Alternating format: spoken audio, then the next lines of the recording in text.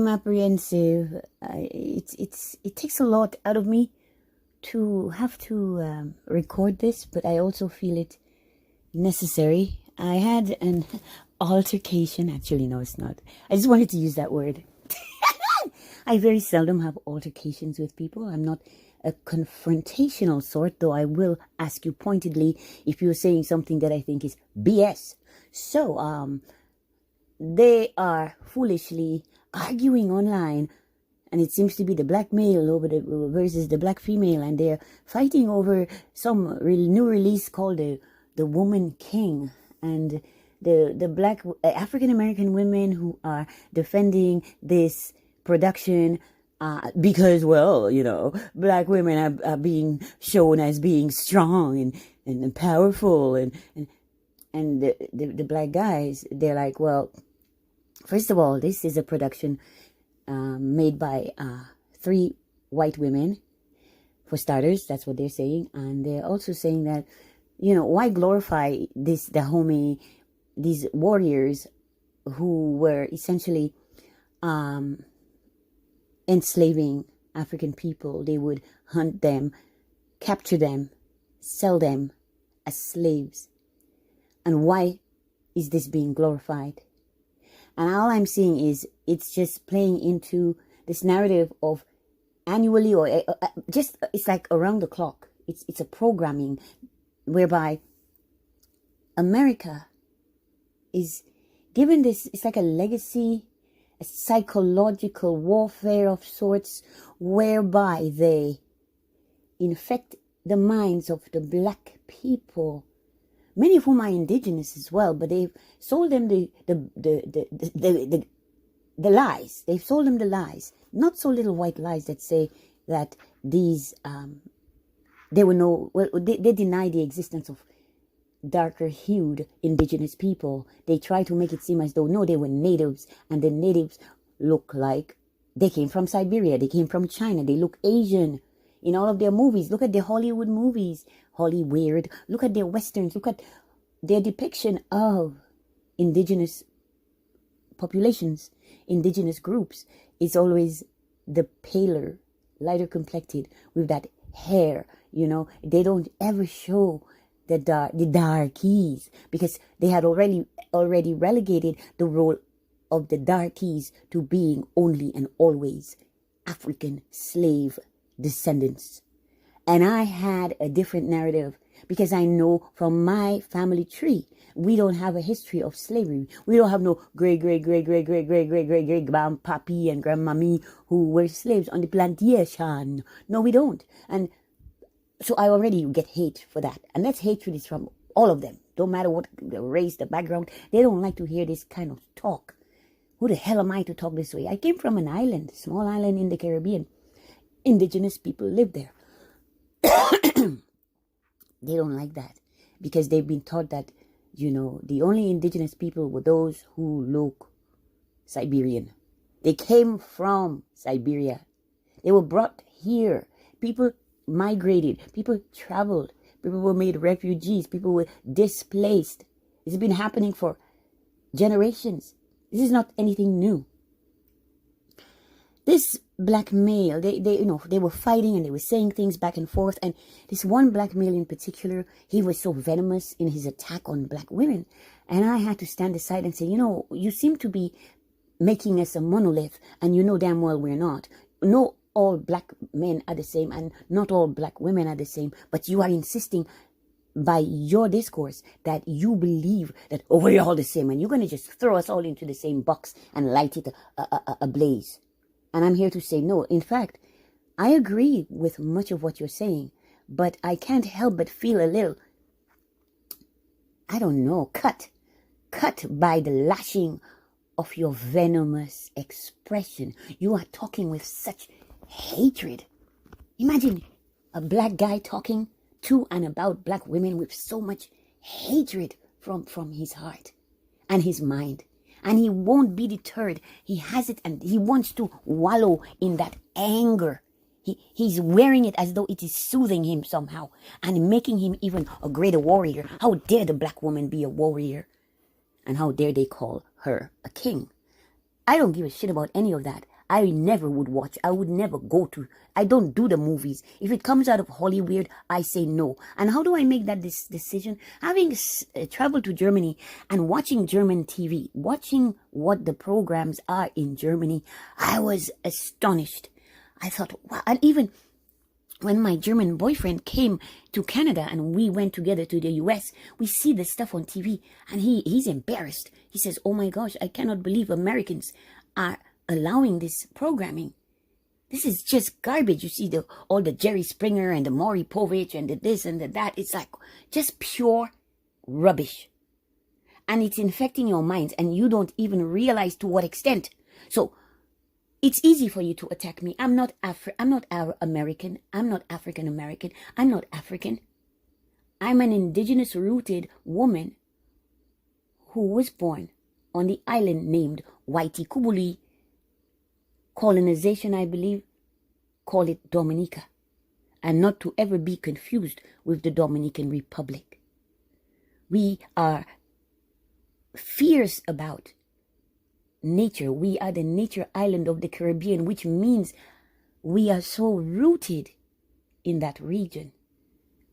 The indigenous people who look like Indian people, but of a darker hue. These are the ones they've been trying to unalive, genocide, eradicate, erase. So when I speak, it irritates them because in their minds, we're all unalived. We're all deleted. So why am I speaking? The platforms hate it. They don't like it. But I speak because source feeds me the words. The thoughts come from my interaction with you. So when I see the black male that I'm supporting, I'm standing up with him in solidarity and in agreement, and he just shoves me aside. Who cares? So what? So what? And I'm happy you're supporting me, so I can now use your words against you. He literally said that to me. That is how crushed those no-gros feel. They're hurting. They're in pain. And in their pain, they're just lashing out at everyone who is a black woman. Black, they call us females. We're all females to them. I make distinctions between black men and black males because I know the difference. Maybe they don't. Now, the reason I'm in this fray, the reason I'm all in it is because when you talk about these women and how they abandoned the black man and they went in and followed and listened to and believed and fraternized with the feminists. Oh, you're feminist. How dare you be a feminist and follow the white woman and now look at you now you blah, blah, blah, blah, blah. So a lot of drivel, a lot of verbal diarrhea coming from this guy. And this guy's just beating me up, right? He's trying to make me feel bad. And I'm like, oh, you are assisting me. Thanks for speaking further. Now I'm going to say what I'm going to say. And I'm going to leave you because I never argue. If it's not productive, what you are saying to me in response to what I say to you that I believe to be productive, then I'm just going to squash it, end it. And I will never return to whatever you're tagging me in. I don't care because I've already expressed myself. So what I have to say, being born, because I keep seeing the black male repeatedly just going hard for wanting a young girl, gotta have 18, 19, 20, 21. It's to them, the ages, as long as you're under 23, they want you. That's what they want, under the age of 23. They can't deal with any woman over the age of 23. My mother had me at the age of 17. That means a grown man was going after her when she was 16. Okay? I'm a product of this mismatch. My mother was supposed to have been in school. Okay? Instead, she had to come out of school to have a baby. And what do you think happened to that baby? Little babies like myself, we are neglected. We are abused. We are abandoned. So not only being abandoned by the father, also by the mother. And having to be raised by other, grandmother, auntie, so on and so forth. Right? The black male, not accountable, just gone. And not even thinking, because who cares? It's about him, his gratification, his jollies, getting his rocks off, getting his dick wet in another hole and another hole and another hole, so that I have siblings who are my same age. Different baby mama. the same community penis. And here you have the black women fighting each other, hating each other, because they're fighting over the same no-grow. The same no-grow male who's going to abandon them, who's going to leave the children without. And some children, if they're fortunate or if their mother is a hard ass, she'll make sure that he takes care of them, if even maybe just financially, but it is deemed to be much better than the one who is never regarded, never acknowledged, never claimed, never owned, never named. So you mean to tell me that I'm born into this adversity? I'm born to the same teen mom that you black males insist be the ones that mate with you? You're always older. You're always in your 30s, 40s, 50s, 60s, going after an 18-year-old, a 17-year-old, 16, 15, 14, 13, and lower. Because I was defiled. I was an infant, a baby in a crib. You're still blaming me. What are you blaming me for? The dysfunction in these families, it's a result of your choices. You choose to be the penis that has no roots. You are the dick, community dick, and then you go over yonder. You traverse. You saunter here, there. There you are in the hills, in the valley, in the dale, in the mountains. You are everywhere. Because they told you, go forth and multiply. And you took it in this way, so base, so simple. No. You're going to run through life and run through women, as many as possible, dropping as many children as you can, and never caring, never leaving something behind, never getting to know them. They don't know you, and they never know their siblings. Unless if in my case, I happened to bump into one by accident. My father populated so much this earth that I was walking home from school one day as a teen, right before I came to Canada. I bumped into her in the streets, my sister. She is amazing. She is fabulous. She's wonderful. She's great. And I was robbed of her presence in my life because I didn't know her. We just happened to meet and started talking by chance on the road. And because we're formal on the island, or we were at that time, I said, by the way, what's your name? And she told me her name, and she told me her last name. And I said, oh, we have the same last name. By any chance, because I had heard how my father was a whore, a male whore, a slut, promiscuous. And now in these times, they're trying to get me to believe that promiscuity is a good thing. It's okay to spread your legs and spread your seed and spread your pum-pum juice and spread your semen all everywhere. Just any and everywhere.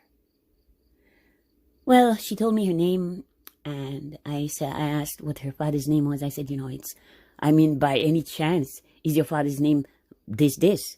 And she says, yeah, my father's name is this. I said, could you believe this? Would you believe we are siblings? You're my sister. We're sisters. And this is how the way we have to find out when we are 13. Me attending the convent high school in first form. I think she went to Wellesley, second. I don't know where she was going, but it was so while ago. But this is what you're creating. Your children have to meet each other in the street and, oh my God, we're sisters. And not only that, we are so close in age. She's apparently 1 year older than me. It's sad. I would have loved to have known her sooner. Right? She's in the US. I'm in Canada. And I asked her one day, I said, how many? I've been hearing so many stories. When I went home, I met a cousin. I'd never known him, never met him before. He introduced himself and he told me that my father, that is his uncle, and he grew up in London, and he said that my father I have sisters in London, I have sisters in England, I have sisters in Europe, in the US, in Canada. I have sisters and brothers all over the world. And the reason is because my father had approximately around the area of 200, about 200 roughly, give or take, 200 children this guy had in the world. And so I went back to this sister that I had met and come to know. I said, this cousin, he told me my father had 200 children. Now, that's a lot. She goes, no, he didn't have that many. I said, well, how many then? She goes, oh, well, all we counted to was I don't remember exactly, but it was around 53 or 58. Huh? Over 50 children, and you still think that's not a lot? That's a lot to me. To me, you have to have children. If you're having children, you must be there in their lives. There's no way you can be in the lives of 200 children or even 50 children. And you all want to have free range and free reign as well. You want to be free to rule, to dictate and dominate, and look at the choices and what you're doing. So you're just going to have a bunch of kids here, there, and helter-skelter and not paying attention to how they're being raised, what influences are in their lives. Are they being molested sexually by, minor attracted persons? Could you believe this shit? I'm supposed to say that. I'm supposed to. So we no longer abbreviate things. Now we make things longer. So you're going to get it. You're going to get it. Minor attracted persons. I've had that in my life, and it was a trauma to me. It was traumatic. But hey, they're saying otherwise, because what's most important is that these non-women get their rocks off, get their jollies off by any means necessary, whether it's with animals, with babies, because that's what I was. And I'm here still speaking, and I have to hear with my ears. I got the senses, and I'm being told by a black male on social media that I'm a problem because I dare speak up in defense of him. And that's what I get for being disloyal to women and taking his side, because I agreed with what he said, because I don't agree with this friggin' woman king nonsense that is produced by 3 white women. That's nonsense to me. And the masculinization of the black woman and the feminization of the black man. Why is that? Why is this happening? The further erosion of the black family. We are not conditioning societally black young boys and girls to be unified, to be harmonious, to love each other. Instead, we have them, we're going to finesse him. They're teaching the young girls to finesse the boys. Even in school, in junior high school, in high school, these girls are walking up to this guy, give me $20. The guy says, nephew of mine, in grade school, he said, she walked up to me, this girl who never ever speaks to me. One day out of the blue, auntie, she walks up to me and says, give me $20. And he says, I don't have $20. Well, and why would I give you $20? And, whatever name she called him, and turned and walked away. Like, these girls are being raised like these little, let's say, whores. Because from the young age, they are being groomed to be sexually available and open. And they think they can also, the guys they like, they'll take your money. They don't like you. They don't want you. But they'll take your money and go give to the guy that they actually like, who is treating them like a doormat as well. This is dysfunction at its highest. Because there was a time when black people, at the very least, they felt a need to defend themselves, their background. They could see the oppression. They could see that it was not okay what was going on with us. And now they don't care. Now I'd rather be with a white girl. It don't matter, she's the bottom of the barrel. But I'm going to dive in there deep as I can and get her. Right? And the black women are doing the same now. They're going for the white man. They say they're divesting. Wow, you're just throw the baby out with the bathwater. And I'm persona non grata. It don't matter. Because I see from you African Americans, you hate me whether you're male or female. Because you send me friend requests and I accept you. And you park your ass on my page. You never say a word. You never agree with anything I post. You never like. You never dislike. You never angry face. You never laugh. You never smiley face. You never do shit. You're just there as ghosts, stalkers. And then you go in your little groups and talk amongst yourselves behind my back. Knowing that everything I say is truth. And you hate it. Because whatever it is, or whichever group I'm talking about, you are a part of it. And you are so resentful that I'm exposing it. That's what I do. Thank you for listening. Please like, share, subscribe, comment, or not. I'm Domina Della Pie, Mystery Sasha Storm. Y'all got to do a lot better. This gender wars still going on. Listen, Kevin Kittenhill Samuels passed away. Let that shit pass away with him. You've picked up the torch and you want to be the next Kevin Kittenhills. This guy was in a class by him of his own, okay? Drinking all this freaking Red Bull, drinking all this energy drink and with liquor and taking heart blood pressure pills and all the hypertension and all the shit he has. He's not healthy, and he's targeting black women because, oh, they're obese, they're so obese, and how can you be so obese? Meanwhile, who was in that bed with him? That looked like a pretty big guy that was in the bed with him, that glitch. Thank you.